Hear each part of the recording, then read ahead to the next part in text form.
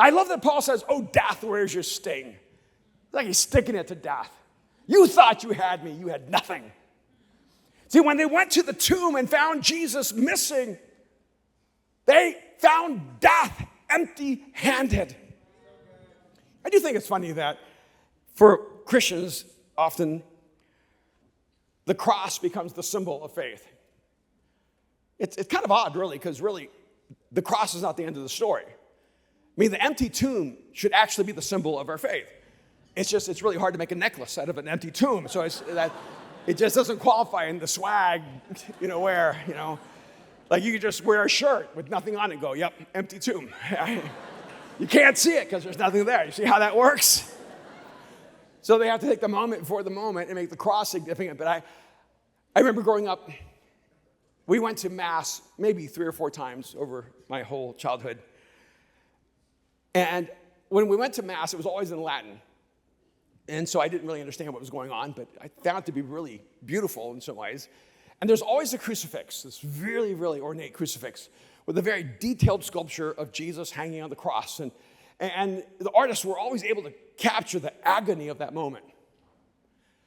And that was the one thing I'd always leave with. I didn't know who Jesus was. I didn't know his story, but I knew it was significant. And I would hear a little of the background story that Jesus on the cross is God's sacrifice for all of humanity, which I thought was pretty amazing. That was so romantic, so powerful. I mean, I didn't know anyone that I would die for or that would die for me. And here Jesus is supposed to be the manifestation of God himself dying for all of us. I thought it was profound. I didn't know if it was true, but I thought it was beautiful. But years later, when I was first invited to a Christian church, I went, because, I met a girl and she was a Christian, and so my first date was church, and so I went to a church date, and so I sat in the back, because if there was a God, he would not be for me being there. So I just thought I'm going to kind of stay in the back, stay a little safe, and I was sitting in the back, and I can't watch movies about stupid people. You know how there's some movies, like the kind of movies like Will Ferrell does or Adam Sandler does, where you're like, you're just in angst because that guy is so stupid. He's doing all these stupid things and he doesn't even know they're stupid. And I'm like, I can't take it. I just can't do that. I can't experience someone else's shame. It's unbearable to me. And here I am in the back of this church, and I look to the front and I see a cross without Jesus on it. And I think, somebody forgot Jesus. And I thought, this is really bad. I mean, heads are going to roll. Someone's going to get fired.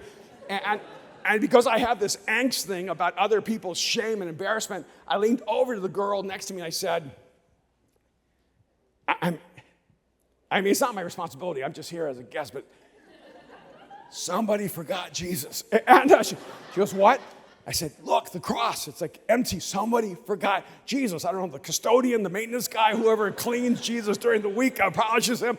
Somebody forgot to put Jesus on the cross. And I'm having this anxiety attack in the back for somebody who's going to be so embarrassed. And when they're going to turn around and go, oh, there's no Jesus here, who forgot? And she looked at me. I could tell she was fighting off laughing. And she said, oh, no, he's not there. Jesus isn't on the cross. He rose from the dead. I thought, well, that's a really important detail. They never told me.